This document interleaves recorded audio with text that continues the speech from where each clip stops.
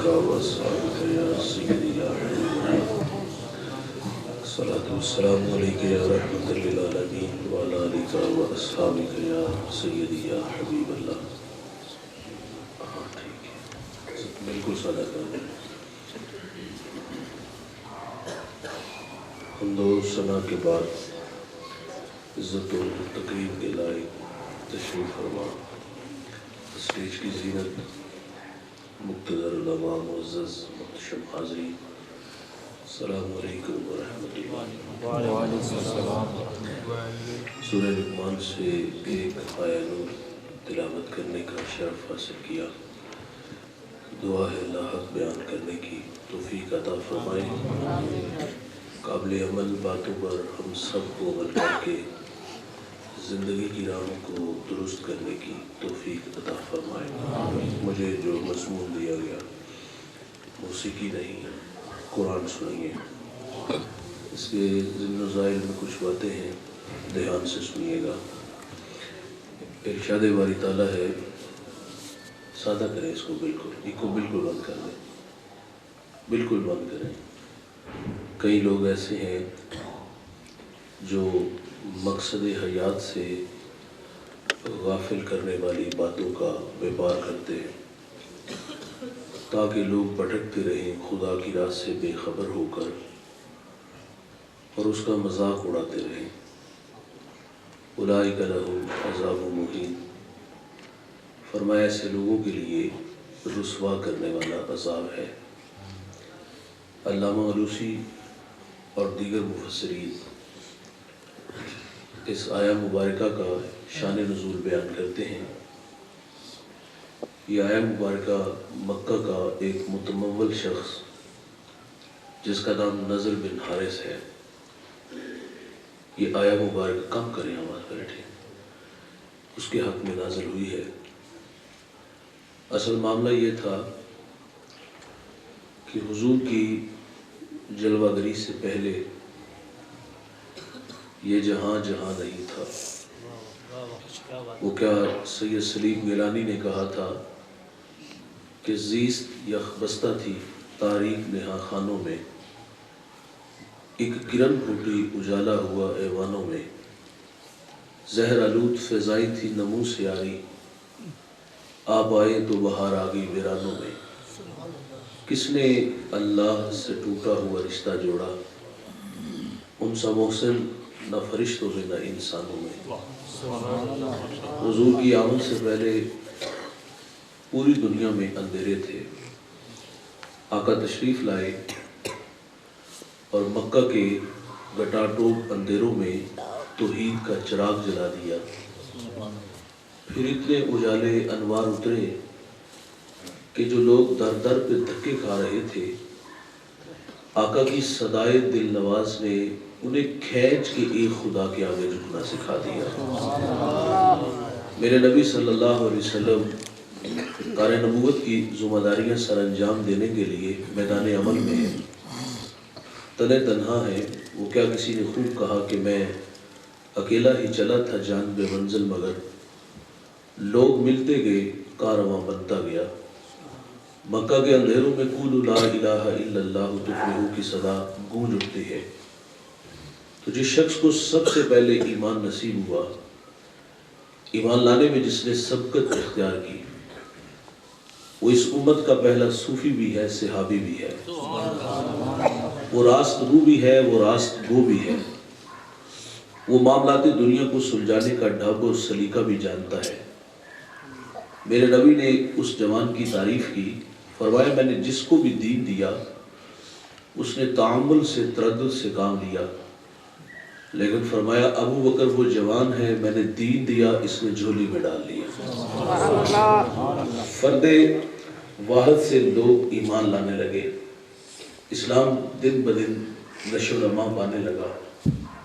تو جو اسلام دشمن تھے وہ باہم جڑ بیٹھے اور انہوں نے معذلہ کہا کہ ہم بانی اسلام کو صفحہ ہستی سے مٹا دیں گے، اور اس شمع کے گرد جو مٹھی بھر پروانے ہیں، کم کرے تھوڑی سی آواز کم کریں ایک جگہ پر، ہم انہیں خاک میں ملا دیں گے. لیکن وہ کیا کسی نے خوب کہا کہ فانوس بن کے جس کی حفاظت ہوا کرے، وہ شمع کیا مجھے جسے روشن خدا کرے، اور جدا ذکر خدا بلند کرے، کیڑا جمعہ اس کو بند کرے، او دے ذکر دا محافظ آپ خدا پڑھو لا الہ الا اللہ محمد رسول اللہ۔ ہزارہا مخالفتوں کے باوجود اسلام پھیلا، اسلام نشو و نما پاتا رہا۔ تو میں نے جس شخص کا نام لیا نضر بن حارث، یہ بڑا مکار آدمی تھا، تاجر تھا، ملک شام ایران تجارت کے لیے اس کا آنا جانا تھا۔ اس نے وہاں سے رستم و اسفندیار کی جنگی قصے کہانیاں خریدی۔ مکہ آتا ہے اور لوگوں کو جمع کر کے کہتا ہے کہ تمہیں محمد صلی اللہ علیہ وسلم عاد و ثمود کی کہانیاں سناتے ہیں، میرے پاس آؤ، میں تمہیں عجمیوں کی کہانیاں سناؤں گا۔ یہ لوگوں کو جمع کرتا اور لوگوں کو قصے کہانیاں سناتا۔ اور ایک چال اور تھی اس کے پاس حسن کی پری پیکر باندیاں تھیں جن کا ناچ گانا لوگوں کو سناتا دکھاتا۔ سو اس کی محنت سے کچھ کچے ایمان والے لوگ مرتد بھی ہوئے تھے۔ تو اللہ نے اس کے حق میں یہ آیت مبارکہ نازل فرما دی کہ جو مقصد حیات سے غافل کرنے والی باتوں کا ویوہار کرتے ہیں ان کے لیے رسوا کرنے والا عذاب ہے۔ لاہور حدیث کی تشریح میں علماء تفسیر بیان کرتے ہیں کہ اس سے مراد گانا بجانا اور موسیقی مراد ہے۔ نضر بن حارث کیا کرتا تھا؟ قصے کہانیاں اور ناچ گانا، اور فرمایا جو اس طرح کے کام کرتے ہیں ان کے لیے رسوا کرنے والا عذاب ہے۔ عزیز دوستو، یہ گانا، یہ موسیقی، یہ ہمارے اوپر کب حملہ آور ہوئی؟ یہ خلافت راشدہ کے دور کے اختتام پر یہ موسیقی ہمارے اوپر حملہ آور ہوئی۔ تاہم اس وقت تو ملت اسلامیہ کا نظام دفاع مضبوط تھا، تو اس نے آبادی کے انتہائی قلیل حصے کو متاثر کیا، اور آج 14 صدیاں بیت گئی اور ملت اسلامیہ کا نظام دفاع کمزور ہو گیا، اور یہ موسیقی ہمارے جسموں میں سرایت کر گئی۔ کل تک جو روح کی سزا تھی آج وہ روح کی غذا ہے۔ بقول اقبال کے وہ کہتے ہیں تھا جو نہ خوب بتدریج وہی خوب ہوا، کہ غلامی میں بدل جاتا ہے قوموں کا ضمیر۔ کل تک جو روح کی سزا تھی آج وہ روح کی غذا۔ گانا گانے والے بچپن کا شوق اور اللہ کا فضل بھی کہہ دیتے ہیں، سننے والے اس کو روح کی غذا کہہ رہے ہیں۔ نہ گانا گانے والا غلط کہہ رہا ہے، نہ سننے والے اس کو گناہ کہہ رہے ہیں۔ میرے اور آپ کے آقا و مولا نبی رحمت صلی اللہ علیہ وسلم فرماتے ہیں کہ میں محمد تو آلات موسیقی کو توڑنے آیا ہوں۔ فرمایا جو باندیوں سے گانے سنے گا اللہ قیامت کے دن ان کے کانوں میں سیسا پگھلا کے ڈالے گا۔ ہم عائشہ رضی اللہ تعالیٰ عنہ سے مروی روایت ہے، میرے کریم آقا صلی اللہ علیہ وسلم فرماتے ہیں جو اس حال میں مرا کہ وہ گانے سن رہا تھا، فرمایا مر جائے تو اس کا جنازہ بھی نہ پڑھو۔ عزت کی موت نہیں کہ بندہ گانے سنتا مرے۔ ہمارے گجرانوالہ میں آج سے تقریباً 1.5 عشرہ پہلے کی کہانی ہے۔ یکم رمضان ہے، نماز فجر کا وقت ہے، پہلی رکعت کا پہلا سجدہ ہے، پیشانی اللہ کے حضور جھکی ہوئی ہے، قاری عبداللطیف جلالی رحمۃ اللہ علیہ، اور سبحان ربی الاعلیٰ کے نغمے ہیں۔ اللہ نے فرشتے کو بھیج دیا، فرشتہ روح قفص انصری سے کھینچ کے لے گیا۔ اس عالم نے، حافظ نے، قاری نے دائی اجل کو لبیک حالت سجدہ میں کہا۔ قیامت کے دن جب اٹھے گا تو اس کے لبوں پر سبحان ربی الاعلیٰ کے نغمے۔ بھائی جان جیو شان سے، مرو ایمان سے۔ یہ کوئی موت ہے کہ بندہ گانے سنتا مرے؟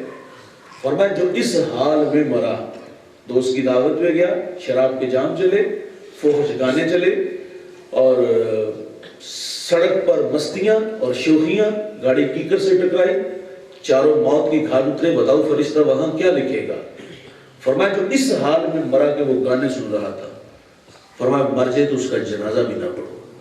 امام منذری الترغیب و الترہیب میں ایک روایت لائے ہیں، میرے نبی فرماتے 2 آوازیں قابل لعنت آوازیں ہیں، ایک فرمایا خوشی کے وقت گانا، اور دوسرا فرمایا غم کے وقت بیت کی آواز۔ فرمائیے دنیا اور آخرت میں قابل لعنت آوازیں. دیکھیں اسلام خوشی سے منع نہیں کرتا. اسلام کہتا ہے نعمت ملے چرچا کرو.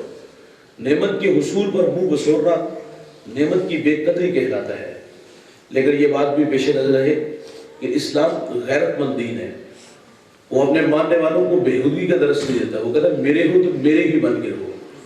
اسلام ہمیں کہتا ہے نعمت ملے چرچا کرو. مثال کے طور پہ شادی ہوتی ہے تو آرزوؤں کا ایک جہان ہوتا ہے. شادی کے بعد سب سے بڑی آرزو کیا ہوتی ہے کہ اللہ ہمیں اولاد سے نوازے. گھر کے بوڑھے کہتے ہیں ہمیں کوئی پوتی پوتا دے. میاں بیوی کہتے ہیں ہمیں اللہ کو بیٹی بیٹا دے. کیونکہ اولاد آپ کی ٹھنڈک من کا قرار. اولاد کو اسائی پیری کہتے ہیں. لیکن اللہ کی مرضی بھائی, اللہ کسی کو امتحان میں ڈال دے اور آپ بے اولاد حضرات سے پوچھ لیں 10 سال 20 سال اولاد ہی نہ ہو, اور جب بے اولاد حضرات ملتے ہیں تو ان کے چہروں پر جو اداسیاں اور اولاد کے لیے جو محرومی ہوتی ہیں وہ لفظوں میں بیان نہیں ہو سکتی. مسجد میں آئے تو علامہ صاحب سے کہا دعاؤں میں یاد رکھنا. شیخ کی چوکھٹ پہ آئے تو وہاں شیخ سے بھی گزارش کی کہ مجھے دعاؤں میں یاد رکھنا. حاجیوں کے قافلے چلے تو ہم نے ان سے بھی کہا کہ ہمیں دعاؤں میں یاد رکھنا کہ میرے لیے دعا کرے اللہ اولاد سے نوازے. یہ اللہ کی مرضی, یار کسی کو امتحان میں ڈال دے. میں پچھلے دنوں ادھر ٹوبا ٹیک سے ایک جگہ حاضر ہوا تو میرا جو میزبان تھا اس نے مجھے دعا کے لیے کہا. وہ بے اولاد تھا تو خیر میں نے دعا کر دی. لیکن تڑپا دینے والی کہانی سنیے گا. وہ کہتا ہے ہم 6 بہن بھائی ہیں, 5 بھائی 1 بہن, اور ہم سب شادی شدہ ہیں. کسی کی شادی کو 17 سال 18 سال 15 سال 14 سال. اور وہ کہتا ہے ہم 6 بہن بھائی جو ہے وہ بے اولاد ہیں. یہ اللہ کی مرضی بھائی کہ 6 سال ہو گئے, 6 بہن بھائی جو سب کے سب بے اولاد ہیں.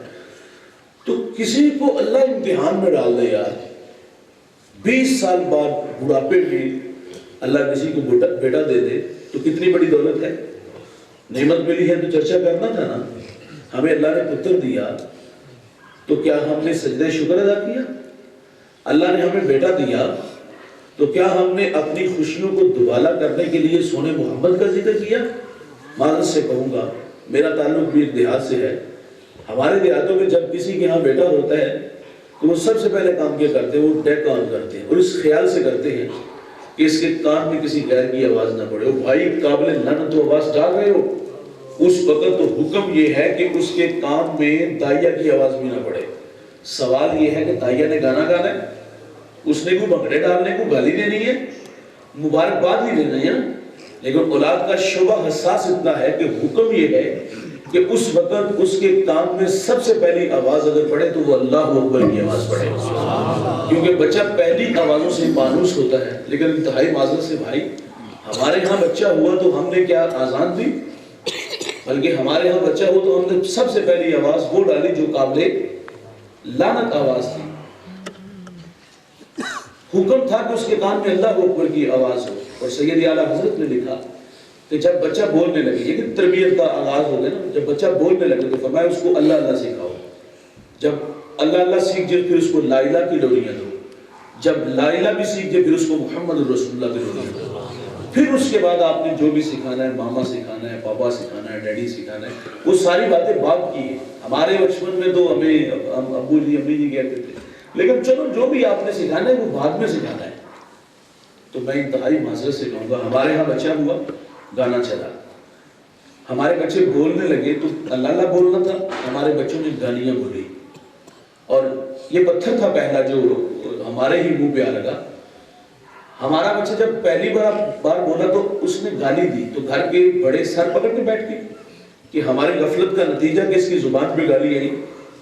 کیا ہم سنجیدہ ہو گئے کہ ہم گالی کو گھر سے نکالیں گے؟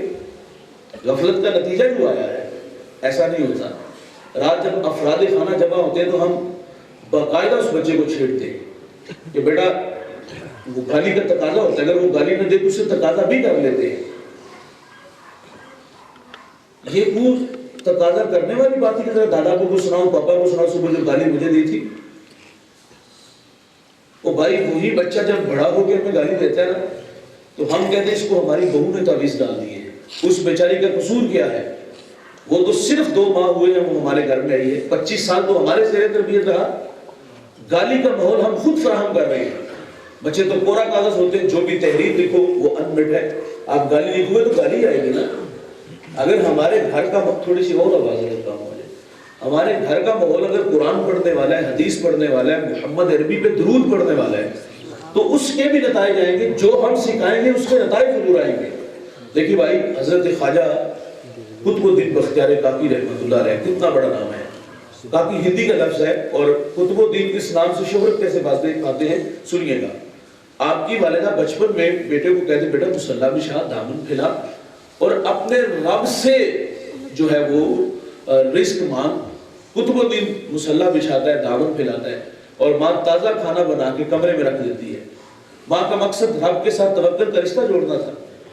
تو قطب الدین جو ہے وہ کمرے میں جاتے ہیں, کھانا کھاتے ہیں, اور ماں سے کبھی کبھی اظہار کرتے ہیں کہ ماں اللہ مہربان کتنا ہے, میں اس کے حضور دامن پھیلاتا ہوں تو وہ مجھے تازہ کھانا دیتا ہے. ماں خوش ہوتی کہ یا اللہ تیرا شکر ہے کہ میرے بچے کا تیرے ساتھ توکل کا رشتہ جڑ گیا ہے. یہ مشق تھی جو ماں بچپن میں ہی بیٹے کو بار بار کروا رہی تھی.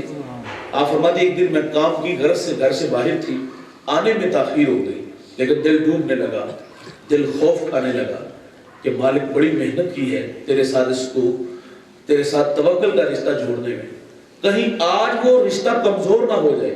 آپ فرماتے جب میں گھر آئی تو دیکھا قطب الدین باغ استراحت تھا.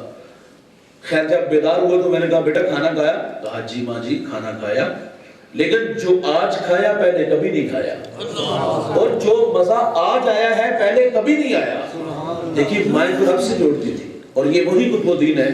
ماں مدرسے میں بھیجتی, استاد کہتے بیٹا پڑھ الحمدللہ رب العالمین. ازبر تھا سیقول السفہاء من الناس, ازبر تھا تلک الرسل فضلنا بعضهم علی بعض, ازبر تھا 14 پارے سنائے. استاد بڑے متاثر ہوئے, بیٹا جہاں سے 14 پڑھے بقیہ 16 بھی اسی مدرسے میں اسی استاد سے پڑھ لیتے, تیرے ہجے اچھے منظر خوب. تو عرض کرتے استاد جی میں نے کسی مدرسے میں کسی استاد سے زانوِ تلمس طے نہیں کیے. تو فرمائی بیٹا یہ دولت کہاں سے آئی؟ تو عرض کرتے استاد جی میری والدہ 14 پاروں کی حافظہ ہے, میں نے ماں سے سن کے حفظ کر لیے. تو بھائی ماں قرآن پڑھے تو بیٹا قاری قرآن بنتا ہے, ماں دودھ پلائے سونے محمد پہ درود پڑھے تو بیٹا دشت نینوا کو میدان کربلا بنا دیتا ہے. بچے بڑوں سے سیکھتے ہیں, جو سکھائیں گے نتائج آئیں گے.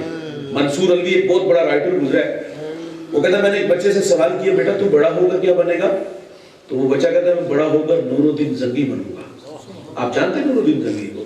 یہ وہ شخص ہے جس کو حضور خواب میں ملے, میں سو جاؤں یا مصطفیٰ کہتے کہتے, کھلے آنکھ صلی اللہ کہتے کہتے, حضور خواب میں ملے. فرمایا 2 چند قبریں کتے میری طرف بڑھ رہے ہیں, راستہ روکو. اٹھے مصلی پہ بیٹھ کے رونے لگے, اللہ خیر ہو مدینے کی. دوسرے دن پھر حضور خواب میں ملے, فرمایا نور الدین وہ میری طرف بڑھ رہے ہیں. وضو بنایا, مصلی پہ بیٹھ کے رونے لگے, اللہ شہر مدینہ کی خیر ہو. تیسرے دن پھر حضور خواب میں ملے, کہا میں نے کہا وہ میری طرف بڑھ رہے ہیں. اب کے بعد مصلی میں نہیں, دوڑ لگا دی. 20 دن کا سفر 16 دنوں میں کیا. لبیک کی صدائیں دیتے ہوئے مدینہ میں داخل ہوئے, اور وہ 2 شکلیں جو رسول اللہ نے خواب میں دکھائی تھی وہ روضے رسول کی طرف بڑھ رہے تھے سرم کے ذریعے. ان کو دیکھ کر کے, پہچان کر کے, وہاں سے نکال کر کے انہیں آگ میں ڈالا, اور پھر مدینے کی گلیوں میں چیخے مار مار کے روتا ہے وہ جوان, اور کیا کہتا ہے بندہ نواز یہ میرا اعزاز کہ اس بڑی کائنات میں آپ نے میرا انتخاب کیا. کہا بیٹا تو نور الدین زنگی بنے گا؟ کہا جی میں نور الدین زنگی بنوں گا. تو منصور الوی کہتا ہے کہ میں نے اسے پوچھا تیرے دل میں شوق کیسے پیدا ہوا؟ تو وہ بچہ کہتا ہے کہ ماں کہتی بیٹا اگر تو نور الدین زنگی بنے گا نا تو خواب میں رسول اللہ تمہیں اپنی زیارت سے مشرف فرمائیں گے. دیکھیے یہ سکھانے کے نتائج ہے. آپ وقت دو گے, آپ ان کے ساتھ وقت گزارو گے, انہیں پیار دو گے تو اس کے نتائج آئیں گے. گالی دیں گے تو گالی کے نتائج آئیں گے, گانا سکھائیں گے تو گانے کے نتائج آئیں گے. وہ کلاس روم میں ٹیچر سوال کرتا ہے بچوں سے, بچوں بڑے ہو کر کیا بنو گے؟ کسی نے ڈاکٹر کہا, کسی نے انجینئر کہا, اور ایک بچہ کہتا ہے میں بڑا ہو کر صحابی رسول بنوں گا. زور کا دل میں جھٹکا لگا. کہا بیٹا صحابی تو وہ ہوتا ہے جس نے حضور کا زمانہ پایا ہو, سر کی آنکھوں سے حضور کا جمال دیکھا ہو، تو 14 صدیوں کے فاصلے پہ کھڑا ہے، لیکن بتا تیرے دل میں یہ شوق کیسے پیدا ہوا؟ تو وہ بچہ کہتا ہے استاد جی میری والدہ مجھے روزانہ سونے سے پہلے ایک صحابی رسول کا واقعہ سنا کے سوتی ہے، تو میرے دل میں شوق پیدا ہوا ہے میں بڑا ہو کر صحابی بنوں۔ یہاں میں عرض کروں گا رک کر کے، کیا ہم نے اپنے بچوں کو صحابہ کی محبت سکھائی؟ معذرت سے کہوں گا جواب نہیں میں آئے گا۔ ہم کہتے ہیں ہمارے پاس مولوی صاحب وقت ہی نہیں ہوتا، تو کہاں بچوں کو سکھائیں؟ سکھانے کے لیے بھی تو وقت چاہیے، ان کے لیے رزق جمع کریں یا ان کے ساتھ وقت گزاریں؟ میرا ایک سوال ہے، اس کائنات میں مجھے بتائیے گا کیا میرے رسول سے بھی بڑھ کر کوئی مصروف شخصیت گزری ہے؟ حضور نے اپنی زندگی کو 4 حصوں میں تقسیم کیا تھا، ایک وقت اللہ کے لیے تھا، اس میں مخلوق نہیں تھی، ساری رات اللہ کے حضور کھڑے رہتے، قوم مبارک متورم ہو جاتے، عرض کیا گیا حضور آپ مشقت میں پڑے رہتے ہیں، حالانکہ اللہ نے آپ کی برکت سے اگلے پچھلوں کے گناہ معاف فرما دیے۔ تو میرے نبی فرماتے افلا اکون عبدا شکورا، کیا میں اللہ کا شکر گزار بندہ نہ بنوں؟ ایک وقت اللہ کے لیے، ایک وقت مخلوق کے لیے، دکھیوں کے کام آتے تھے، بیواؤں کے کام آتے تھے، ایک وقت اپنے لیے تھا۔ اب عائشہ سے سوال کیا گیا نا حضور گھر تشریف لاتے ہیں تو حضور کے کیا معمولات ہوتے ہیں؟ پوچھنے والے کی غرض سمجھ میں آتی، تسبیح تحلیل ذکر و اذکار کی بات ہوگی، لیکن سیدہ فرماتی حضور جب گھر تشریف لاتے ہیں تو بکری کا دودھ دھو لیتے ہیں، اپنے کپڑوں کو پیوند لگا لیتے ہیں، جوتا بھی گانٹھ لیتے ہیں۔ یہاں ایک سوال ہے، کیا یہ ازواج کام کر کے نہیں دے سکتی تھی؟ یہ ڈیوٹی صحابہ اپنے کندھوں پہ نہیں لے سکتے تھے؟ حضور اپنا کام خود کیوں کرتے؟ یہ امت کی تعلیم کے لیے تھا۔ جو اپنا کام خود کرنے کا مزاج رکھتے ہیں ان کی طبیعتوں میں عجز پیدا ہوتا ہے، اور جو اپنا کام خود نہیں کرتے 2 باتیں ہو سکتی، یا متکبر ہوگا یا پھر وہ سست ہوگا۔ دیکھیں اگر میں اپنا جوتا اٹھا کے بھی نہ سائڈ پہ رکھ سکوں تو پھر مجھے بھی دیکھنا ہوگا، میں بازار سے سبزی بھی نہ لا سکوں تو مجھے بھی دیکھنا ہوگا، یا سستی ہوگی یا تکبر ہوگا۔ تو حضور اپنا کام خود کرنے کا مزاج رکھتے تھے۔ آج کچھ لوگوں کے رویے ہم نے پڑھے دیکھے ہیں، وہ کہتے ہیں ہماری گاڑی کا دروازہ کھولنے والا ملازم الگ، جوتے پالش کرنے والا الگ، ہمارے کپڑے دھونے پریس کرنے والا الگ، ہمیں اپنا کام خود کرنے کی کیا ضرورت؟ اور بھائی اللہ فرماتے محبوب اگر آپ کہو تو ہم بطحِ مکہ کو سونے چاندی کا بنا دیں، اور جس کے دربان ابو بکر و عمر جیسے لوگ ہوں وہ اپنا کام خود کریں اور میں اپنا خود نہ کروں تو پھر سوچنا ہوگا 2 ہی باتیں ہو سکتی ہیں، ایک وقت اپنے لیے تھا اور ایک وقت گھر والوں کے لیے تھا۔ سنیے گا نتائج، میرے کریم آقا ساری رات اللہ کے حضور کھڑے رہتے ہیں۔ سیدہ فاطمہ رضی اللہ تعالی عنہا کا مزاج کیا تھا؟ آپ مصلی بچھاتی، پیشانی جھکاتی ہے اور ایک دن اللہ سے کیا کہتی؟ مالک تیری راتیں کتنی مختصر ہیں، رات بیت جاتی ہے لیکن فاطمہ کا ذوق بندگی نہیں پورا ہوتا، اللہ فاطمہ کو ایک رات دے دے تجھے جی بھر کے سجدے تو کر لوں۔ یہ سیدہ فاطمہ رضی اللہ تعالی عنہ کا مزاج ہے۔ حضرت امام زین العابدین رضی اللہ تعالی عنہ فرماتے ہیں میں نے تہجد اپنے باپ سے سیکھی ہے، اور سیدہ زینب رضی اللہ تعالی عنہ جب کربلا سے واپس آئی نا مدینہ میں تو خواتین افسوس کے لیے آئی، تو کسی خاتون نے کہا کہ خاندان نبوت پہ کربلا میں سب سے مشکل گھڑی کون سی تھی؟ تو سیدہ فرماتی خاندان نبوت پہ کربلا میں سب سے مشکل گھڑی وہ تھی جب خیموں کو آگ لگی تو بچے ڈر کی وجہ سے دوڑے، فرماتی بچوں کو جمع کرنے اور لاشوں کو اکٹھا کرنے میں ہمارا وقت لگا، تو فرمایا اس وقت میں ہماری نماز مغرب میں تھوڑی سی تاخیر ہو گئی۔ وہ کربلا میں خاندان نبوت پہ سب سے مشکل گھڑی تھی۔ مسلح گھر سے ملا تو مسلح کربلا تک آتا ہے۔ بھائی جان جو سکھاؤ گے اس کے نتائج آئیں گے۔ اگر آج میں اور آپ اپنے بچوں کو صحابہ کا پیار سکھائیں گے تو اس کے نتائج آئیں گے۔ ہم روزانہ کی بنیاد پر دیکھیں اسلام آباد سے کراچی تک جو تبرے بولے گے، آپ کو نہیں پتا کہ صحابہ کو گالیاں دی گئی، سیدنا صدیق اکبر کو گالیاں دی گئی، کیا کچھ نہیں کہا گیا بھائی؟ 6 صحابہ کے علاوہ معاذ اللہ کہا گیا کہ سب مفاد پرست جہنمی، کیا کچھ نہیں کہا گیا؟ مجھے اپنی عمر سے اس لیے نفرت کی تمام عمر، کیا کچھ نہیں کہا گیا؟ عقائد آپ لوگوں کے سامنے نہیں، گلی گلی یہ دندراتے پھرتے ہیں۔ اگر آپ اپنے بچوں کو صحابہ کا پیار سکھاتے روزانہ کی بنیاد پر، جس طرح ٹیچر ایک نیا سبق کلاس میں لے کے آتا ہے، اور بھائی روزانہ کی بنیاد پر اگر باپ جو ہے مصلی بچھاتا، چٹائی بچھاتا اور خود جو ہے وہ سامنے ہو صحابہ کی سیرت میں کوئی کتاب کھولتا اور کہتا آؤ بچوں آج ابو بکر کی باتیں کریں، آؤ بچوں آج عمر فاروق کی باتیں کریں، عثمان غنی کی باتیں کریں، مولا علی کی باتیں کریں، تو نتائج آنے تھے۔ اگر کوئی نالائق بدبخت بات کرتا تو وہ گدی سے زبان کہتا کہ میری ماں تو بچپن میں سکھا گئی ہے ابو بکر وہ ہے، رسول اللہ فرماتے میں نے دنیا میں سب کو صلہ دیا ہے، ابو بکر کو صلہ قیامت کے دن میرا رب ہی عطا فرمائے گا۔ یہ ہم نے سکھانا تھا، ہم کیا سکھاتے رہے؟ معذرت سے کہوں گا بھائی آپ اپنے بچوں کو وقت نہیں نہ دو گے تو یہ بچے کسی اور کے ہاتھوں میں کھیلیں گے۔ وقت نہ دینے کے نقصانات بڑے ہیں، وہ ایک بہت بڑا نام ہے، میں عرض کرتا چلوں، ان کے خاندان کا ایک چشم و چراغ اس کے بگڑے حالات میں کسی نے جرأت کر کے کہا کہ حضرت جان کی امان چاہوں گا، ایک سوال ہے کہ گھر میں چشمہ بہ رہا تھا، دامن خالی کیوں رہا، والد تو اچھی زندگی گزار گئے، تو اس نے بہت بڑی بات کی، اس نے کہا ہمارے ساتھ حادثہ ہوا ہے۔ کہا کیا حادثہ ہوا؟ کہا جو وقت ہمارا تھا نا وہ وقت بھی تم لوگ لے گئے، تو پھر ہم نے یہی کچھ بننا ہے؟ لیکن اگر ہم وقت نہیں دیں گے، وہ علامہ صاحب ہیں، وہ پیر صاحب ہیں، وہ سیاستدان ہیں یا وہ ریڈی پہ کھڑا ہے، اگر بچوں کو وقت نہیں دیں گے تو کسی اور کے ہاتھوں میں کھیلیں گے۔ اشفاق احمد نے ایک بڑی خوبصورت بات کی، آپ فرماتے ہیں آپ سے سوال کیا گیا کہ بڑے لوگوں کے بچے بڑے کیوں نہیں ہوتے؟ کسی نے اشفاق احمد سے کہا کہ بڑے لوگوں کے بچے بڑے کیوں نہیں ہوتے؟ تو آپ نے فرمایا تھا کہ بڑے لوگوں کے بچے یتیم ہوتے ہیں، باپ کے ہوتے ہوئے بھی شفقت نہ ملے تو یتیمی نہیں تو اور کیا ہے، باپ کے ہوتے ہوئے بھی باپ کا قرب نہ ملے تو بھائی یتیمی نہیں تو اور کیا ہے۔ اگر ہم اپنے بچوں کو وقت نہیں دیں گے تو یہ کسی اور کے ہاتھوں میں کھیلیں گے۔ جو سکھاؤ گے اس کے نتائج آئیں گے، آپ گالی سکھاؤ گے گالی آئے گی، صحابہ کا پیار سکھاؤ گے، قرآن کی محبت سکھاؤ گے، قرآن کی لوریاں، تو اس کے نتائج آئیں گے۔ لیکن ہمارے ہاں ہوا، میں نے کہا نا خوشی، بیٹا ہوا تو گانا چلا، بیٹا بولنے لگا تو گالیاں بکنے لگا۔ اچھا یہ بچہ جب ہمارے ہاں ایک ہفتے کا ہوتا ہے نا تو ہم گھروں میں ہجڑے لے آتے ہیں، لیکن اسلام خوشی سے منع نہیں کرتا، لیکن یہ خوشی کا انداز کتنا بےہودہ ہے کہ ہجڑے آتے ہیں اور ان پر پھر ہزاروں نوٹ نچھاور کیے جاتے ہیں کہ یہ خوشی ہے۔ ہم کہتے ہیں ہم نے دولت لٹانی ہے تو ہجڑوں پہ کیوں یار؟ دیوار کے متصل تمہاری بہن کا گھر ہے، 2 گلیاں چھوڑ کے تیرے مزدور بھائی کا گھر ہے یار، کبھی دہاڑی لگتی کبھی نہیں لگتی۔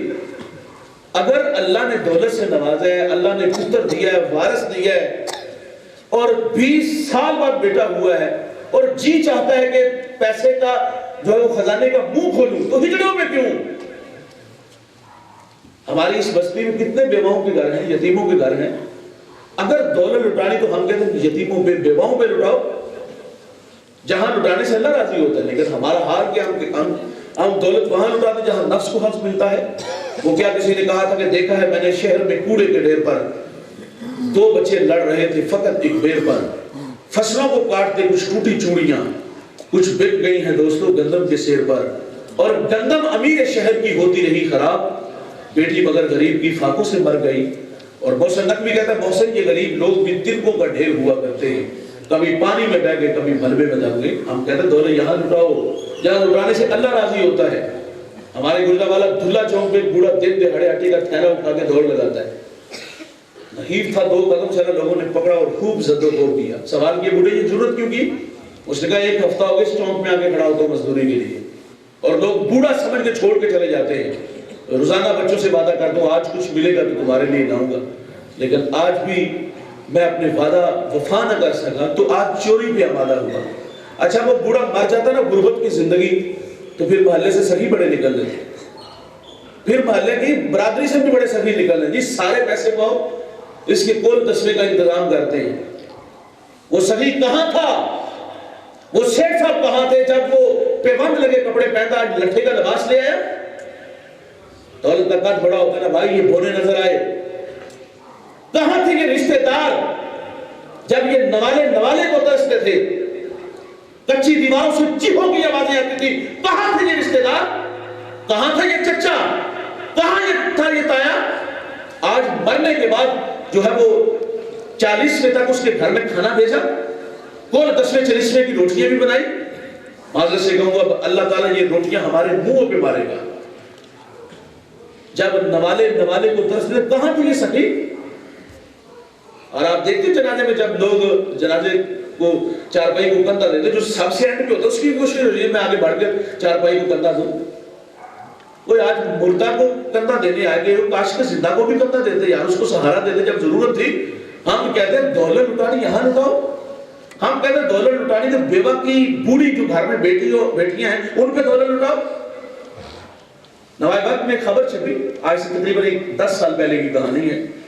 ایک بوڑھا اپنی بیٹی کو تعلیم کی دولت سے آراستہ کرتا ہے اور وہ بالغہ ہوئی تو اس کے نکاح کے لیے کوشش.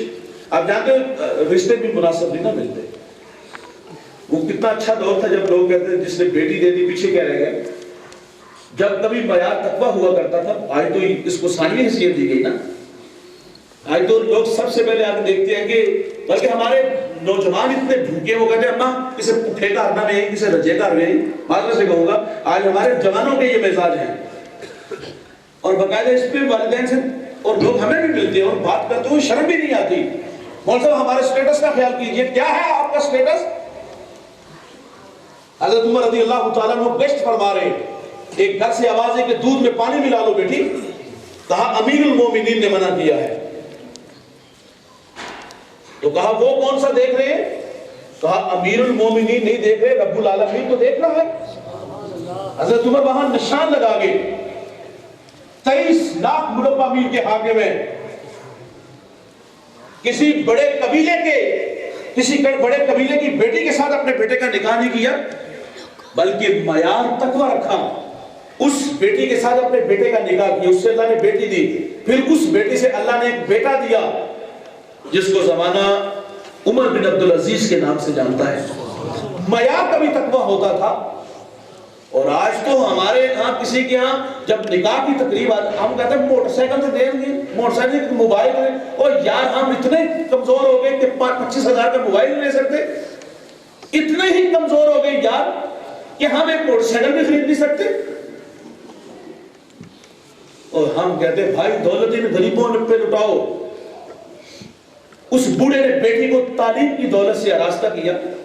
ایک رشتہ ملا، ادھر سے بارات آ رہی ہے، ادھر بیٹی والے تیاریوں میں تھے. ہمسائیگی میں سے کسی نے شرارت کی. اللہ سے دعا کیا کرو اللہ کسی کو شرارتی ہمسایہ نہ دے. یہ زندگی عذاب بنا دیتے ہیں. کبھی روڑے اٹکاتے ہیں، کبھی گالیاں دیتے ہیں، کبھی آوازیں کستے ہیں، کبھی اس کی شریف بیٹیوں کو تنگ کرتے ہیں. دعا کیا کرو اللہ شرارتی ہمسایہ نہ دے. میرے نبی فرماتے ہیں گھر خریدنے سے پہلے ہمسایہ اور سفر کرنے سے پہلے ہم سفر دیکھ لیا کرو. یہ ہمسایہ اچھے نہ ہو تو زندگی عذاب ہو جاتی ہے. ہمسائیگی میں سے کسی نے کال کی کہ تم جس کے بارہ آ رہے ہو نا وہ اپنی بیٹی کو چند جوڑوں کے سوا کچھ بھی نہیں دے سکتا. بارات وہیں سے واپس چلی گئی. بتائیے کہ اس بیٹی کے دل میں جو کچوکے اور زخم لگے اس کا مداوع کس نے کرنا تھا؟ اس بوڑھے باپ کی کمر نہیں ٹوٹ گئی یار جس نے بوریاں کمر پہ لاد لاد کر اپنی بچی کے لیے کوئی تھوڑا بہت جہیز بنایا لیکن رشتے سے انکار اس لیے ہوا، بارات واپس اس لیے کہ وہ بہت کچھ نہیں دے سکتا تھا. چاندی اتر آئی بیٹیوں کے بالوں میں. مفلس کو پھر امید ہے کہ بارات آئے گی اور کتاب عزیز کا ایک اور باب بیت گیا. جہیز بن نہ سکا اور شباب بیت گیا. او بھائی یہاں لٹاؤ، یہاں خرچ کرو. بڑا مشکل ہو گیا. بیٹی والے رشتے نہیں مناسب ملتے. یقین جانو 4 طرح کے معاشرے میں ہمارے کردار پائے جاتے ہیں. نمائش والے بہت سارے ہیں اور یہ بیٹی والے بھی اور بیٹے والے بھی ہیں. نمائش آپ دیکھتے ہیں کہ جب ہمارے دیہاتوں میں جب رسم بخالہ ہوتا ہے بیٹی کا جہیز چودھری صاحب نے دکھایا تو 4 پائیوں پہ ان کو ڈال دیا گیا. محلے سے ایک خاتون نے جا کے پورے جو ہے وہ بستی کو پیغام دیا. وہاں بیوہ کی بیٹیاں بھی آئی، وہاں جو ہے وہ یتیم بیٹیاں بھی آئی، مزدور کی بیٹیاں بھی آئی. جب جہیز دے کے واپس گئی تو اس نے بوڑھے باپ کو رات کہانی سنائی. پہلے دن جو اس نے کپڑے پہنے 2.5 لاکھ کا ابر سوٹ ہے اس کے اوپر اس کی قیمت لی. کہاں سے لا کے دے وہ بیچارہ جو عید والے دن بھی اپنی بیٹی کو 500 کا سوٹ بھی لے کے دے سکتا 2.5 لاکھ کا کہاں سے لے کے دے. وہ یہ بھی بتاتی سونے کے کنگن ابا اس نے دینے ہیں، وہ تو کانچ کی چوڑیاں بھی نہیں لے کے دے سکا. زخمی ہوا کہ نہ ہوا وہ. ہم اللہ کی تقدیر پہ راضی ہیں، راضی بر رضا ہیں، لیکن یہ لوگ ہمیں زخمی کرتے ہیں. جب نمائش ہوتی ہے یہ لڑکے والے بھی کرتے ہیں. آپ دیکھتے ہیں جب شادی یہ موسم میں شادی ہوگا تو میرج ہال کے باہر جناب ہزاروں نوٹ جناب فضا میں اڑتے ہیں. غریبوں کے بچے ان پیسوں میں جھپٹتے ہیں، ٹھوٹے بھی پڑتے ہیں، گاڑیاں بھی پڑتی ہیں، دھکے بھی دیے جاتے ہیں. گاڑیاں بھی کھاتے ہیں، دھکے بھی کھاتے ہیں. بعض بچے گاڑیوں کے نیچے کچلے بھی جاتے ہیں. یہ کوئی خوشی کا انداز ہے؟ اور ہمارا کہنا ہے اللہ نے آپ کو نوازا ہے اور آپ نے دولت لٹانی ہے، لیکن یہ برا انداز ہے. آپ دولہے کو کہو چچا ہو، تائے ہو، پھپھو ہو، ماما ہے، کزن ہے، وہ سارے پیسے جمع کریں اور گئے کہ رات کی تاریکی میں کچھ گھروں میں چراغ جلاؤ اور بھائی اللہ بھی راضی ہوگا, اللہ کا رسول بھی راضی ہوگا. ہمیں دکھی کیا نمائش والوں نے اور دوسرے ڈیمانڈ والے, اور ڈیمانڈ والے کو چھوڑے تو نہیں ہے, لائن لگی ہوئی ہے, منہ کھلے ہوئے, ایک لمبی فہرست ہمارے پاس آتی ہے. یہ چیزیں ہمارے پاس بھی آپ نے بیٹی کو دینی ہے تو یہ جو ہے وہ ایک ہفتہ پہلے ہمارے گھر میں بھیج دیں. میں اس شخص کو جانتا ہوں جس نے اپنی بیوی کو پہلے دن پہلی رات طلاق اس لیے دی کہ اس نے گاڑی جو اس نے ڈیمانڈ کی تھی اس سے سائز چھوٹا تھا اور اس نے اسی رات اس بیٹی کو طلاق دے کے واپس بھیج دیا. کیا میری ڈیمانڈ کیوں نہیں پوری ہوئی؟ امیر تو ڈیمانڈ پوری کرنے کا بھائی گاڑی بنگلہ سب کچھ دے گا, غریب کہاں سے دے گا بھائی؟ ہم غربت کی لکیر پہ کھڑے ہیں, نہ نمائش کر سکے نہ ڈیمانڈ پوری کر سکے. اور تیسرے ہیں بہروپیے. میں سمجھتا ہوں یہ معاشرے کے سب سے زیادہ خطرناک لوگ ہیں جو اچھا بننے کی اچھی ایکٹنگ کرتے ہیں. بیٹی والے اعتماد کرتے ہیں کہ معقول لگتے ہیں, اچھے لگتے ہیں, بھلے لگتے ہیں, بیٹی گھر میں سکھی رہے گی, یعنی کہ وہ چوتھے والے بنتے ہیں نا. لیکن ایک ہفتے بعد جو گھر میں تماشا لگتا ہے, جو طوفان بدتمیزی بچائی جاتی ہے اور جس طرح بیٹی کو چھوٹی چھوٹی باتوں میں ذلیل کیا جاتا ہے. مجھے ایک بیٹی نے کہا کہ لاما صاحب میرے لیے دعا کریں کہ زندگی کی تھوڑی سی سوکھی ہو جائے. پہلے تو بات کی کہ کچھ بھی نہیں چاہیے, لیکن ایک ہفتے بعد میری ساس مجھے کہتی ہے کہ میرے گلاس میں پانی دو, میری پلیٹ میں مجھے کھانا دو. اور ہم نے گلاسوں سے نکاح کیا ہے یار, ان چیزوں کی کیا حیثیت ہے؟ لیکن زندگی بیٹی والوں کی بڑی اوکھی ہو گئی یار. ہم کہتے ہیں اللہ نے دولت سے نوازا ہے, دولت ہجڑوں پہ کیوں, دولت کتوں کی لڑائی پہ کیوں؟ خوشی سے اسلام نہیں منع کرتا. دولت لٹانی ہے تو بیوہ کی بلکتی تڑپتی بیٹیوں پہ لٹاؤ جو گھروں میں بوڑھی ہو رہی ہیں, جن کا رشتہ دیکھنے کوئی نہیں آ رہا, جو ٹی وی کے مرض میں مر رہی ہیں. اسلام خوشی سے نہیں منع کرتا بھائی. اسلام کہتا چرچا کرو. بیٹا ہوا تو ہم نے کیا کیا؟ سونے محمد کا ذکر کیا, معذرت سے ہم نے گانا چلایا. ایک ہفتے بعد ہمارے گھروں میں ہجڑے آئے اور خوب ان پہ لاکھوں نوٹ نچھاور کیے اور پوری بستی محلے کو جو ہے وہ ایک ہفتہ ہم نے چین سے سونے بھی نہ دیا. کیا یہ خوشی ہے؟ اچھا وہی بچہ جب بڑا ہوتا ہے, بالغ ہوتا ہے, نکاح کے قابل ہوتا ہے, تو اس موقع پر ہم کیا کرتے ہیں؟ نکاح کا مقصد کیا تھا کہ برائی کیا کہ بد ماننا. تو ہم نے اس موقع پر کیا کیا؟ اپنے ہمسائے ملک ہندوستان سے وہ ساری غلط رسومات لی اور اس موقع پر جناب جو طوفان بدتمیزی مچائی گئی, اختلاط و مردوزان اور ڈھولک کی تھاپ پہ ماں بہن بیٹیاں بھگڑے ڈالتی, کیا یہ خوشی ہے؟ نہیں منع کرتا اسلام بھائی خوشی سے. اسلام کہتا چرچا کرو. لیکن اسلام غیرت مند دین ہے, وہ ماننے والوں کو بےہودگی کا درس نہیں دیتا بھائی. فرمایا دو آوازیں قابل لعنت ہیں, خوشی کے وقت گانا اور دوسرا فرمایا غم کے وقت بین کی آواز. درود شریف پڑھیے گا ایک طرف.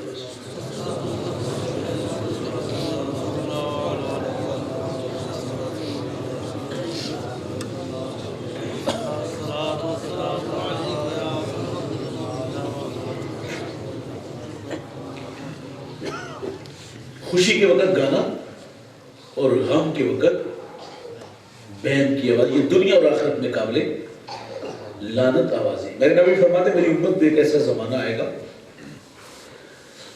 لوگ ریشم, زنا اور گانے بجانے کے آلات کو حلال قرار دیں گے. میرے قریب نے فرمایا ایک زمانہ ایسا آئے گا لوگ شرابیں پیئیں گے, نام بدل دیں گے, ان کے سروں پر باجوں گاجوں اور ناچ گانے والیوں کا شور اور ہنگامہ ہوگا. فرمایا اللہ انہیں زمین میں دنسا دے گا اور بعض کو خنزیر اور بندر بنا دے گا. جب قوم کا جوان آوارہ مزاج ہوگا نا, شرابیں پیے گا, نام بدلے گا, موسیقی دھن ہوگی, تو پھر اللہ اس قوم کے بیٹوں سے ناراض ہو جائے گا. ناراضگی کا اظہار فرمایا انہیں زمین میں کھینچ کے لے جائے گا. ماضی کے دریچوں میں دیکھو ایک جھٹکا لگا تھا شمالی علاقہ جات میں, ادھر جاتلا میں لگا 1 سال قبل. نقصان بڑا نہیں, ہمارا نقصان ہوا لیکن تھوڑا ہوا. لیکن 2005 میں بھی ایک جھٹکا لگا تھا, آپ کو یاد ہوگا, ابھی حالیہ جو ترکی شام میں ہوا. اللہ ہو. اور یہ جزوی جھٹکے ہیں, یہ قوموں کو سنبھلنے کا موقع دیتے ہیں. 2005 میں ہمارے یہاں پاکستان میں بھی پہاڑوں میں لگا اور اس ایک جھٹکے نے ہمارا نقصان کتنا کیا. مانسیرا سے ضلع باغ تک 1 لاکھ انسانوں کی ہڈیاں ٹوٹ گئی, سہاگ اجڑے, بچے یتیم ہوئے, ارمان کچلے گئے. وہ سخی جو سخاوت کے دیوتا تھے، لوگوں نے صبح کے اجالے میں دیکھا کہ ہاتھوں میں کچکول لیے وہ بھیک مانگ رہے تھے. کچھ 100 سالہ پرانی کہانی نہیں سنا رہا بھائی، کل کی کہانی ہے. یہ منظر یہ شام میں بھی لوگوں نے دیکھا. اچھا جب یہ جھٹکے لگتے ہیں نا، نقصان ہوتا ہے، تو جو ہوتے ہیں، جو ماہرین ہوتے ہیں، جو تبصرہ کرنے والے ہوتے ہیں، وہ بڑی بڑی باتیں کرتے ہیں. ہمارے ہاں بھی ہوئی یہ جھٹکا، ہمارے ہاں رمضان المبارک میں لگا تھا. تو ہم لوگوں نے کیا کہا تھا؟ ہم نے کہا تھا پہاڑوں میں رہنے والے بڑے بدکار تھے، ان کی بدعمالیوں کی وجہ سے انہیں یہ اتنی بڑی سزا دی گئی. پہاڑ ٹوٹے، چٹانیں ٹوٹی، اور بستیوں کی بستیاں زمین بوس ہو گئی. اخلاق کھوکھلے تھے، فساد کے کھوکھلے دھانے پہ کھڑے تھے. ہم نے کہا تھا نا کہ وہ چلتے اکڑ اکڑ کے، بولتے بگڑ بگڑ کے، مستی ہی مستی، نشہ ہی نشہ، یہ دعوت تھا ان لوگوں کا. ہم نے کہا تھا اللہ کا منادی 5 وقت حی علی الصلاۃ کی صدائیں دیتا تو ان کے کان پہ جوں تک نہیں رنگتے. ہم نے کہا تھا وہ غفلت کی پٹھی نہیں اتارتے. ہم نے کہا تھا. بہت ساری باتیں یہاں ہوئی، ابھی بھی بہت ساری باتیں سننے کو آ رہی ہیں. اور میں نے اچھا جب یہ جھٹکا لگا تو خیال تھا کہ اب پیشانیوں میں سجدوں کا نور، آنکھوں پر حیا کے پہرے، کانوں میں قرآن کے نغمے، لبوں پر سونے محمد کے ترانے ہوں گے. لیکن جب مسجد میں آئے تو ہم نے مسجد خالی دیکھی. وہی 1.5 سال تب سے سنے گے جگہ جگہ پہ. میں نے یہ بات پھر پورے پاکستان میں کی. میں نے کہا مانا کہ پہاڑوں میں رہنے والے لوگ اچھے نہیں تھے. مجھے بتائیے گا بھائی، کیا ہم حاجی ثناء اللہ ہیں؟ کیا یہاں مسجد ویران میں؟ کیا یہاں علماء کی مجلسیں اجڑ دی گئی؟ جس کے پیچھے نماز پڑھتے باہر جا کے اس کی پگڑی اور اس کا جھبا نہیں پھاڑتے ہم لوگ؟ کیا یہاں چھٹی کے وقت اسکول کے گیٹ کے سامنے جوان جوانیاں برباد نہیں کرتے؟ آتی جاتی شریف زادیوں کو تنگ نہیں کرتے؟ شراب کے جام یہاں نہیں چلتے؟ سب کچھ ہوتا ہے. یہ تو سنبھلنے کا موقع دیا گیا، لیکن ہم نے ان کی ذات میں چیکڑ اچھال کے آگے بڑھ کے خود کو حاجی ثناء اللہ ثابت کیا. فرمایا جب شراب عام ہوگی، گانا عام ہوگا، ناراضگی کا اظہار فرمایا زمین میں کھینچ کے لے جائے گا، اور بعض کو خنزیر و بندر بنا دیا جائے گا. انسان ظاہری طور پہ خنزیر بندر نہیں بنے گا، لیکن خنزیر اور بندر کی جو صفات ہیں وہ انسان میں آ جائیں گی. علم حیاتیات میں لکھا ہے خنزیر کی سب سے بڑی صفت کیا ہے؟ وہ بے غیرت اور بے حیا ہوتا ہے. بندر کی صفت وہ نقالی کرتا ہے، ایکٹنگ کرتا ہے.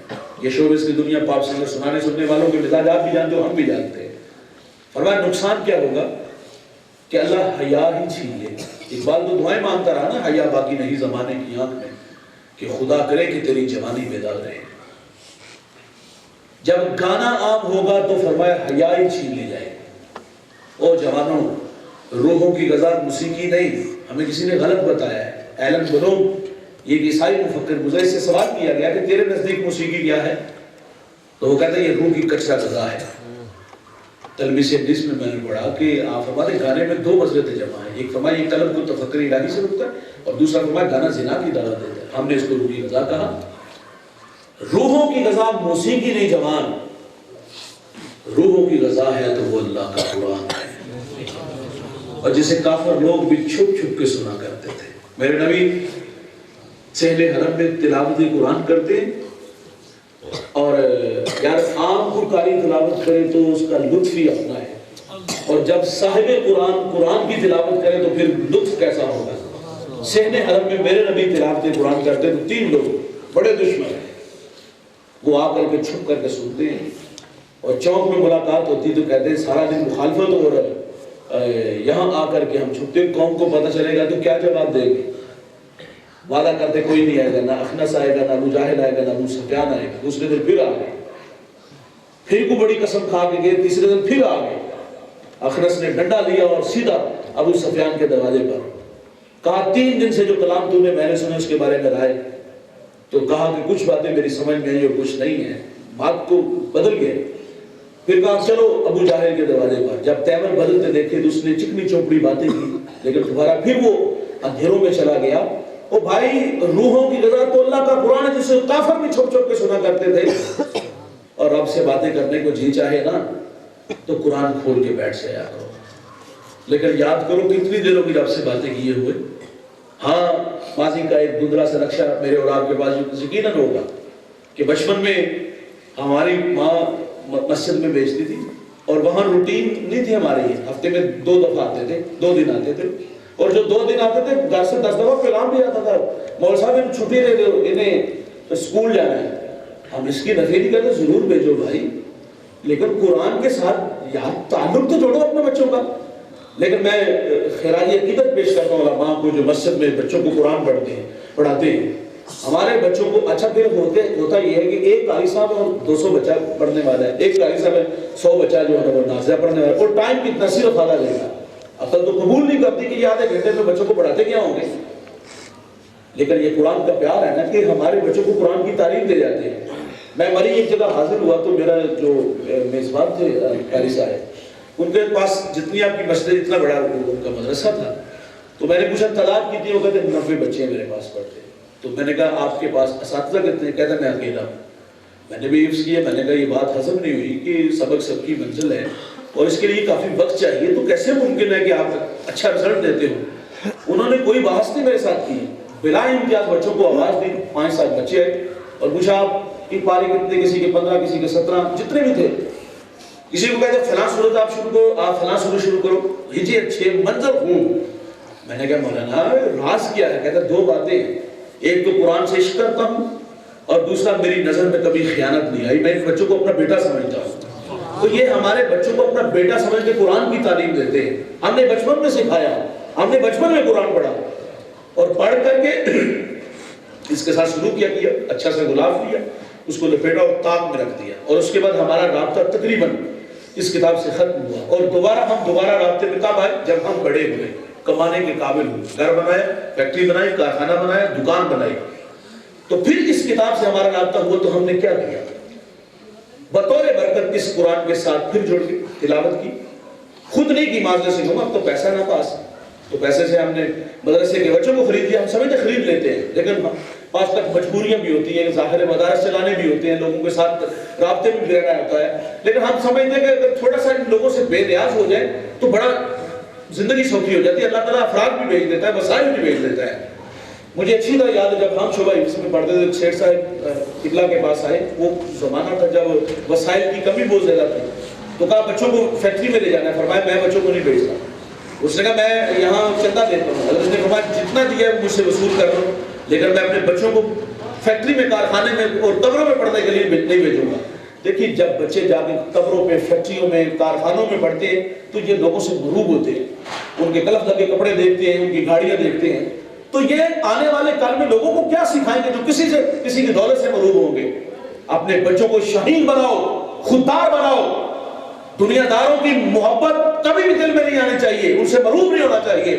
تو خیر ہم نے دوبارہ رابطہ کیا, تو کب کیا؟ بڑے ہوئے, کتاب کارخانہ بنایا, فیکٹری بنائی, پھر بطور برکت قرآن وہاں ہم نے بچوں سے پڑھایا, خود نہ پڑھ سکے. ہمارا جب وہ عزیز دنیا سے جانے لگا, روح جو ہے وہ اٹک گئی, تو وہاں بھی لا کر کے بچوں کو قرآن پڑھایا. بس یہ ہے ہمارے اس کتاب سے رابطہ. روحوں کی غذا موسیقی نہیں, روحوں کی غذا قرآن ہے. روزانہ پڑھا کرو یار, اور اس کی تلاوت کیا کرو, سمجھ کے پڑھا کرو, عمل کے جذبوں کے ساتھ پڑھا کرو, آگے ابلاغ کا جذبہ رکھا کرو. تو وعدہ کرتے ہیں کہ ہم روزانہ قرآن پڑھیں گے, روزانہ اس کی تلاوت کریں گے. اللہ اس کی برکات آپ کو عطا فرمائے. میرے نبی نے حجۃ الوداع کے خطبہ میں اپنی امت کو تعلیم دی, فرمایا جب تک 2 چیزوں سے وابستہ رہوگے گمراہ نہیں ہوگے, چشمے اقوام عالم کے اندر رسوا نہیں ہوگے. مسلم امت کو کیا پیغام دیا؟ ایک فرمایا میری فطرت سے پیار کرنا, اور دوسرا فرمایا قرآن مجید سے محبت کرنا. تو آج دیکھ لیں پوری دنیا میں ہماری رسوائی کا سوال, پوری دنیا میں ہم رسوا ہوئے کیوں؟ اس کی وجہ ہی یہی ہے کہ ہم نے اس کتاب سے اپنا تعلق کمزور کر دیا. اقبال شکوہ جواب شکوہ میں کہتے تیرے کعبے کو زمینوں سے وسایا ہم نے, نوع انسانی کو غلامی سے چھڑایا ہم نے, صفحہ دہر سے باطل کو مٹایا ہم نے, تیرے قرآن کو سینوں سے لگایا ہم نے. پھر بھی ہم سے گلا ہے ہم وفادار نہیں, ہم وفادار نہیں تو بھی تو دلدار نہیں. تو جواب کیا آتا ہے کہ میرے کعبے کو زمینوں سے بسایا کس نے, نوع انسانی کو غلامی سے چھڑایا کس نے, صفحہ دہر سے باطل کو مٹایا کس نے, میرے قرآن کو سینوں سے لگایا کس نے. تھے وہ آبا تمہارے مگر تم کیا ہو, ہاتھوں پہ ہاتھ دھرے منتظر فردا ہو, اور وہ معزز تھے زمانے میں مسلمان ہو کر, ہم خار ہوئے تارک قرآن ہو کر. ہم پوری دنیا میں رسوا اس لیے ہوئے کہ ہم نے اس کتاب سے اپنا تعلق کمزور کر لیا. آؤ بھائی اس کتاب زندہ، اس کتاب ہدایت، اس کتاب انقلاب سے اپنا تعلق جوڑ دو، زندگی کے شب و روز اس کی تعلیمات پر عمل کرنے کے جذبے لے کر کے نکلو، روزانہ پڑھا کرو۔ آخری بات گفتگو سمیٹ لیتا ہوں، مجھے پچھلے سال بھی کہا گیا 1 گھنٹہ خطاب کرنا، اتنا لمبا خطاب نہیں ہوتا اور یہ بڑا مشکل شعبہ ہے، اور لیکن مجھے لگتا ہے کہ آج شاید 1 گھنٹے کے قریب تو یقیناً وقت ہو گیا۔ جزاک اللہ۔ تو آخری بات گفتگو سمیٹ لیتا ہوں، میرے ایک ملنے والے ہیں، بوڑھے ہو گئے، وہ جوانی کی کہانی سناتے ہیں۔ وہ کہتے ہیں میں اسلام آباد سے واپس گجرانوالہ اور پھر ٹسکا جانا تھا، تو گاڑی فیصل آباد کی طرف جا رہی تھی۔ کہتے ہیں اتفاق سے مجھے جگہ ڈرائیور کے ساتھ ملی، کہتے ہیں میں نے دیکھا اس کی پیشانی میں سعادت کا نور، اس کے لب حرکت میں تھے۔ میرا جی چاہا کہ میں بھی اس وظیفے میں ساتھ مشغول ہو جاؤں، کچھ پڑھ رہا تھا، میں نے کہا بھائی مجھے بھی ساتھ شامل کر لو۔ وہ اپنے وظیفے میں اتنا مگن تھا، لگا کہ اس نے میری بات بھی سنی، میرا شوق بڑھتا گیا، میں نے ضد ہی کر لی، تکرار کیا، اس نے اپنا وظیفہ روک لیا، کہا بھائی آپ کو مسئلہ کیا ہے؟ تو کہتا ہے میں نے پھر کہا بھائی جو وظیفہ آپ پڑھ رہے ہیں مجھے بھی ساتھ شامل کر لو۔ سنیے گا، دھیان سے سنیے گا۔ وہ کہتا ہے میں حافظ قرآن ہوں، پنڈی سے چلتا ہوں فیصل آباد پہنچتا ہوں تو 15 پارے تلاوت کرتا ہوں، اور جب فیصل آباد سے واپس پنڈی آتا ہوں تو بقیہ 15 پارے پڑھتا ہوں۔ وہ کہتا ہے میں روزانہ 1 مرتبہ قرآن مجید کی تلاوت کرتا ہوں۔ آئیے بھائی اس کتاب سے جڑ جائیں۔ فرمایا راتوں کو اٹھ کے قرآن پڑھا کرو اور قرآن پڑھ کے رویا کرو، رونا نہ آئے تو فرمایا رونے کی کوشش کیا کرو۔ کسی نے داتا علی حجویری سے مرید نے کہا کہ حضرت اگر رونا چاہے بھی تو پھر بھی رونا نہ آئے تو کیا کریں؟ تو فرمایا پھر مقدروں پہ رویا کرو، کہ دل اتنے ہی سخت ہو گئے کہ رونا چاہ بھی رہے ہیں لیکن رونا نہیں آ رہا۔ تو اس کتاب سے جڑ جاؤ، اس کتاب کی تعلیمات پہ عمل کرنے کے جذبے لے کے نکلو۔ آج کی اس بزم میں میں اور آپ وعدہ کریں گے کہ آج کے بعد ہم گانا نہیں سنیں گے۔ وعدہ اللہ سے ہے بھائی، ہم سب اللہ سے وعدہ، آج کے بعد ہم گانا نہیں سنیں گے، اور میں اور آپ اپنے اپنے موبائلوں کی تلاشی بھی لیں گے۔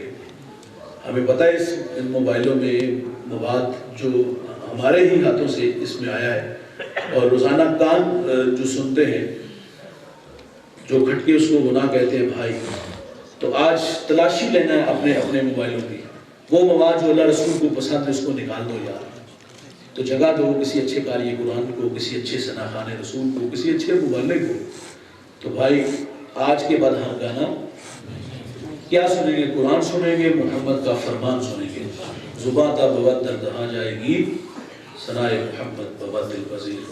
اللہ تعالیٰ مجھے آپ کو عمل کے جذبوں سے مالا مال فرمائے۔ حضرت کا بے پناہ شکریہ، بڑی محبت سے نوازتے ہیں، اور ان کی پوری ٹیم، اللہ تعالیٰ سب کو جزائے خیر عطا فرمائے۔ بالخصوص علماء سرپرستی فرماتے ہیں، مان بڑھاتے ہیں، اللہ ان شخصیات کا آنا تشریف لانا اپنی بارگاہ میں قبول فرمائے۔ وہ ساری غلط رسومات لی، اور اس موقع پر جناب جو طوفان بدتمیزی مچائی گئی، اختلاط و مردوزان اور ڈھولک کی تھاپ پہ ماں بہن بیٹیاں بھگڑے ڈالتی، کیا یہ خوشی ہے؟ نہیں مانا کرتا اسلام بھائی خوشی سے، اسلام کا تک چرچا کرو، لیکن اسلام غیرت مند دین ہے، وہ ماننے والوں کو بےہودگی کا درس نہیں دیتا بھائی۔ فرمایا 2 آوازیں قابل لعنت ہیں، خوشی کے وقت گانا، اور دوسرا فرمایا غم کے وقت بین کی آواز ہے۔ درود شریف پڑھیے گا ایک دفعہ۔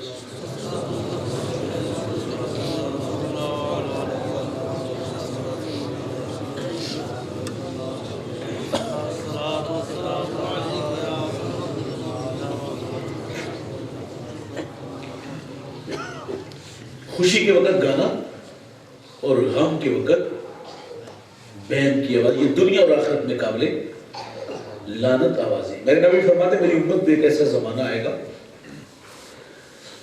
لوگ ریشم، زنا اور گانے بجانے کے آلات کو حلال قرار دیں گے۔ میرے قریب نے فرمایا ایک زمانہ ایسا آئے گا، لوگ شرابیں پئیں گے، نام بدل دیں گے، ان کے سروں پر باجوں گاجوں اور ناچ گانے والیوں کا شور اور ہنگامہ ہوگا۔ فرمایا اللہ انہیں زمین میں دنسا دے گا، اور بعض کو خنزیر اور بندر بنا دے گا۔ جب قوم کا جوان آوارہ مزاج ہوگا نا، شرابیں پیے گا، نام بدلے گا، اسی کی دھن ہوگی، تو پھر اللہ اس قوم کے بیٹوں سے ناراض ہو جائے گا۔ ناراضگی کا اظہار فرمایا انہیں زمین میں کھینچ کے لے جائے گا۔ ماضی کے دریچوں میں دیکھو، ایک جھٹکا لگا تھا شمالی علاقہ جات میں، ادھر جاتلا میں لگا 1 سال قبل. نقصان بڑا نہیں، ہمارا نقصان ہوا لیکن تھوڑا ہوا.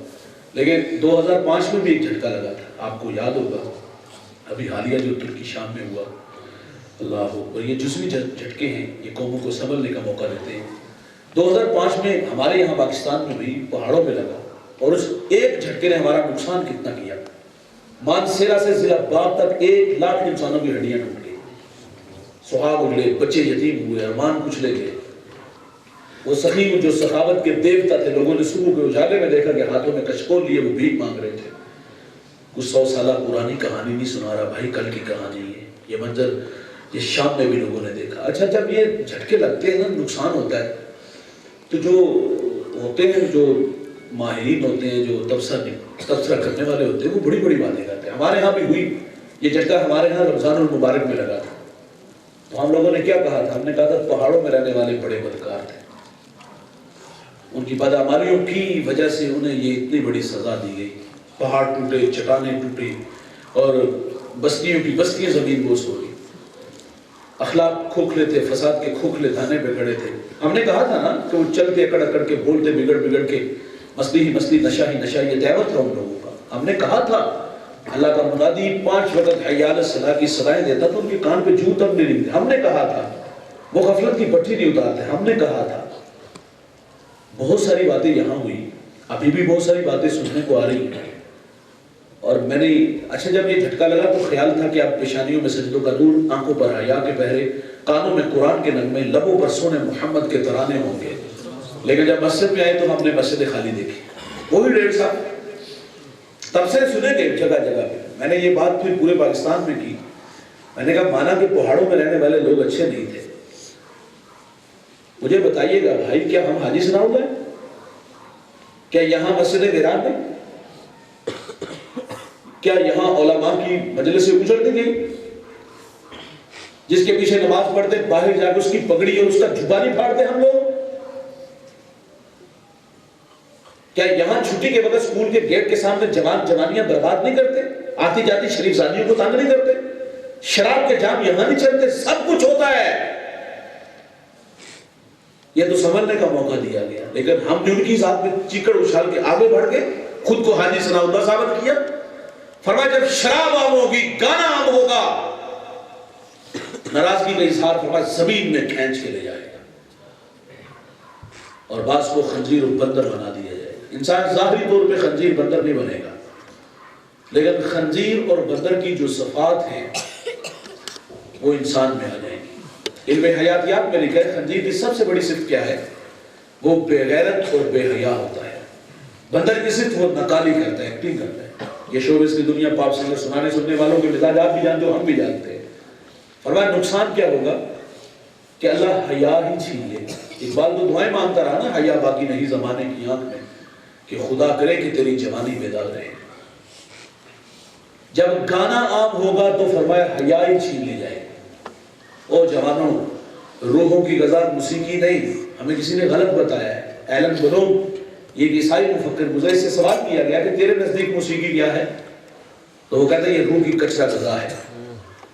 تلبیس ابلیس میں نے پڑھا کہ آپ فرماتے گانے میں 2 مصلحتیں جمع ہیں. ایک فرمایا یہ قلب کو تفکر الہی سے روکتا ہے، اور دوسرا فرمایا گانا زنا کی دعوت دیتا ہے. ہم نے اس کو روح کی غذا کہا.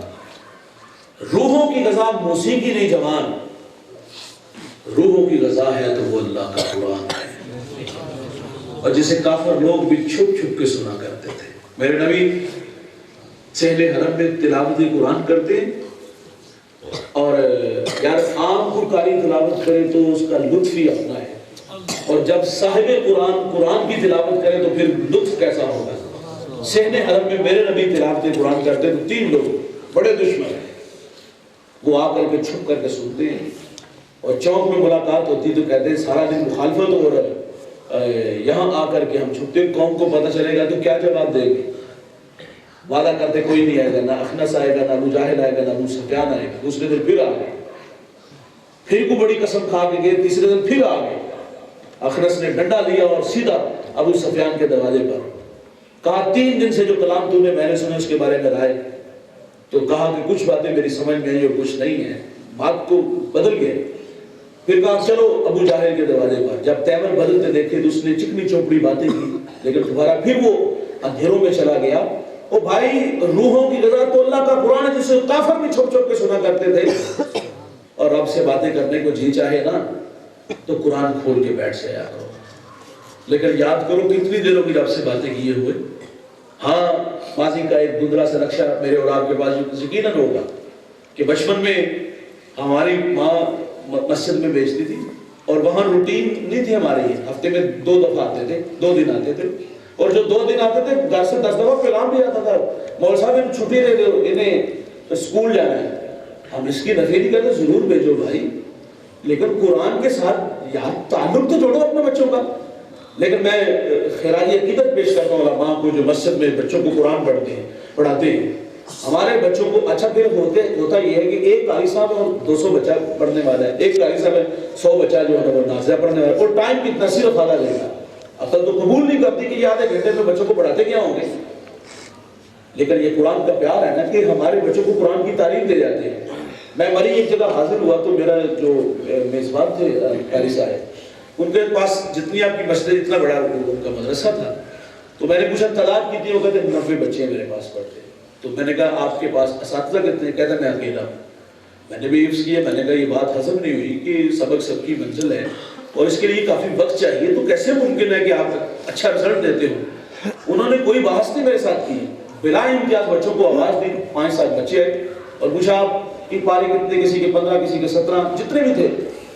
کسی کو کہتے فلاں صورت آپ شروع کرو, آپ فلاں صورت شروع کرو, یہ اچھے منظر ہوں. میں نے کہا مولانا راز کیا ہے؟ کہتا 2 باتیں, ایک تو قرآن سے عشق کرتا ہوں, اور دوسرا میری نظر میں کبھی خیانت نہیں آئی, میں ان بچوں کو اپنا بیٹا سمجھتا ہوں. تو یہ ہمارے بچوں کو اپنا بیٹا سمجھ کے قرآن کی تعلیم دیتے ہیں. ہم نے بچپن میں سکھایا, ہم نے بچپن میں قرآن پڑھا, اور پڑھ کر کے اس کے ساتھ سلوک کیا, اچھا سے غلاف لیا, اس کو لپیٹا اور تاق میں رکھ دیا, اور اس کے بعد ہمارا رابطہ تقریباً اس کتاب سے ختم ہوا. اور ہم دوبارہ رابطے میں کب آئے؟ جب ہم بڑے ہوئے, کمانے کے قابل ہوئے, گھر بنایا, فیکٹری بنائی, کارخانہ بنایا, دکان بنائی. تو پھر اس کتاب سے ہمارا رابطہ ہوا تو ہم نے کیا کیا؟ بطور برکت اس قرآن کے ساتھ پھر جوڑ کے تلاوت کی.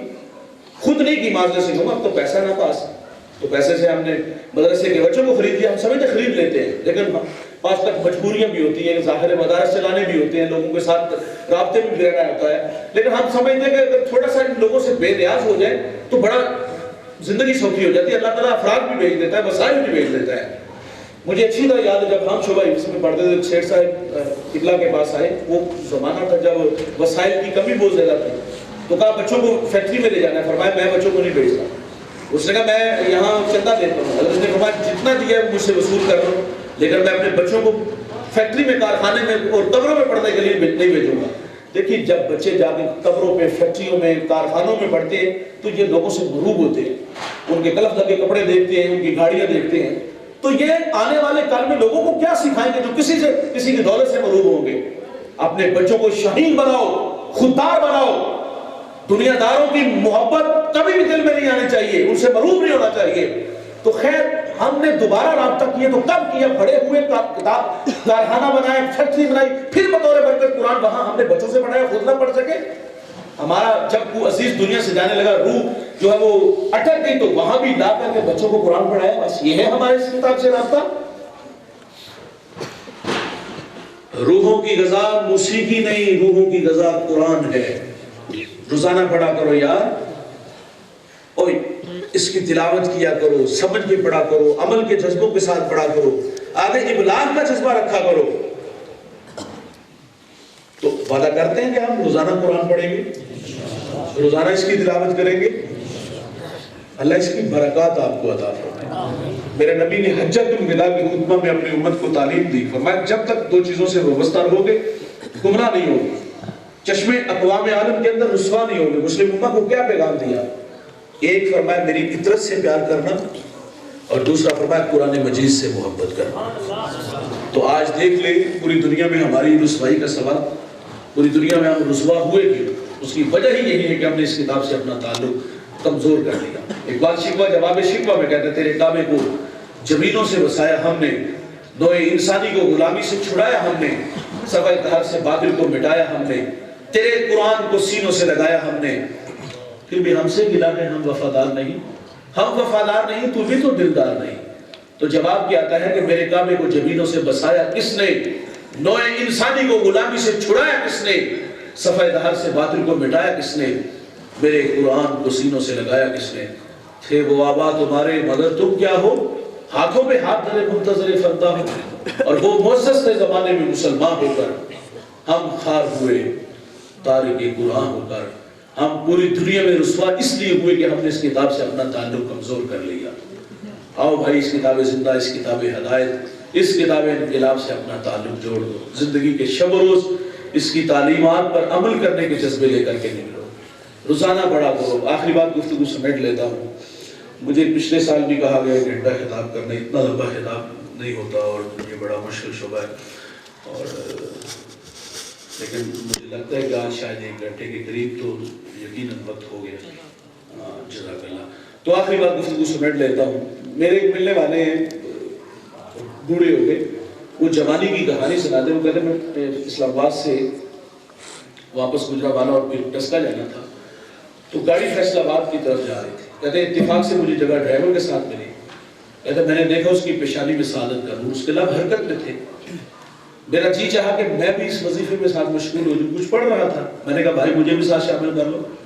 وہ اپنے وظیفے میں اتنا مگن تھا، لگا کہ اس نے میری بات نہیں سنی، میرا شوق بڑھتا گیا، میں نے ضد ہی کر لی، تکرار کیا، تو اس نے اپنا وظیفہ روک لیا، کہا بھائی آپ کو مسئلہ کیا ہے؟ تو کہتا میں نے پھر کہا بھائی جو وظیفہ آپ پڑھ رہے ہیں مجھے بھی ساتھ شامل کر لو، سنیے گا، دھیان سے سنیے گا۔